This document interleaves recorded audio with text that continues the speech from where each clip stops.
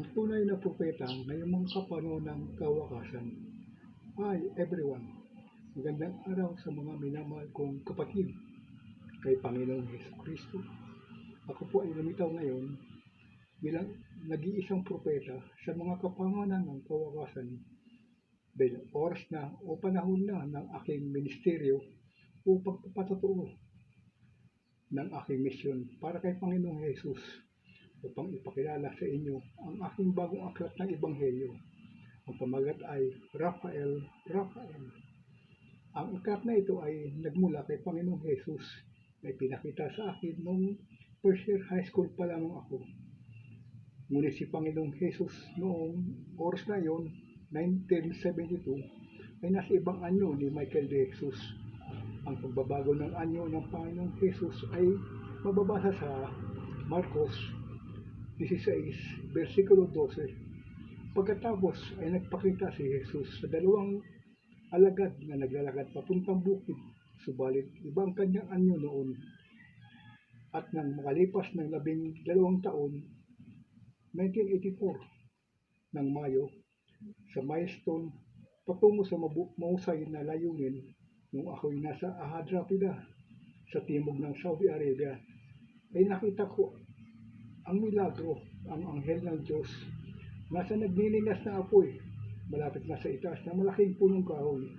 At ang misteryo ay nakita ko ang apoy ay hindi sinusunog ang mga dahon at sanga na punong kahoy, at ang punong kahoy ay natutulog sa olive tree na kung tawagin ay omega tree.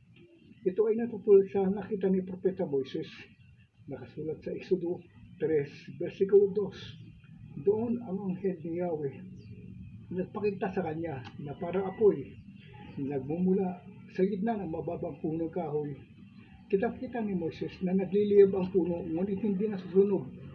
Ibig sabihin, ang nakita ni Propeta Moises na maliit na punong kahoy ay alpha tree, ang simula, at ang nakita ko na malaking punong kahoy ay omega tree o pagwawakas, na mababasa sa Apokalipsis 22, versikulo 13. Ako ang Alpha at Omega, ang una at ang huli, ang simula at ang wakas. At ang ibig sabihin nito, ako ay matagal ng propeta noong nakarang taon, Mayo 1984 pa. Ito ay short story lamang. Kahit mga kapatid ko sa kay Panginoong Hesus, huwag kalimutan mag-like at subscribe upang malaman ang kumpirmasyon ng aking pagkapropeta na mayroong milagro na tutulad kay Propeta Moises noong hatiin niya ang tubig sa dagat ng Red Sea. At siya nga pala ang aking bagong aklat ng Ebanghelyo. Ngayong mga kapanahon ng kawakasan ay natutulad sa Mateo 24, versikulo 14. Ipapangaral ang Ebanghelyo na ito sa kaharian sa buong sanlibutan, sa pagpapatotoo sa lahat ng bansa, at kung magkagayoy, darating ang wakas. Sa mga kaganapang ito, ako'y nagpapasalamat ng lubusan kay Panginoong Hesus noong piliin niya ako bilang emisaryo as agent in Omega 3 noong ako'y 11 taon po lamang noong elementary. So to my brothers and sisters in Christ, hanggang sa muli,